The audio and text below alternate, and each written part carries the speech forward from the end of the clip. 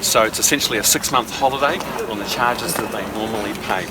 Minister of Transport Phil Twyford promises a $200 million package to refund what airlines and airports are normally charged for things such as air traffic control, safety regulations and customs.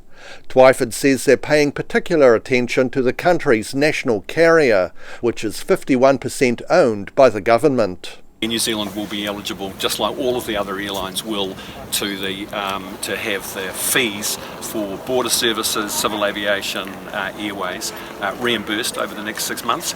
But it's a much bigger discussion about how the government can get Air New Zealand through this difficult period. The refunds are in response to what the airlines asked the government to do.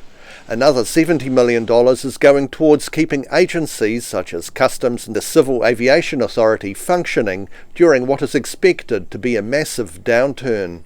We also have to invest to keep those critical border agencies operating at this time, because if we don't have airways at work, if we don't have the Civil Aviation Authority doing their job, our airports will close. Twyford says with international passenger air travel almost at a standstill, the government may need to charter flights to keep important air transported imports and exports continuing. High value items like certain kinds of machinery, pharmaceuticals that we have to get into the country urgently, but also our high value exports, particularly fresh seafood to Asian markets. Now we want those industries to continue, and if necessary we'll look at chartering some freight services to do that. Twyford says this is just the first stage of the government's initiative to keep airports and airlines operating, and admits the government may have yet to spend more money.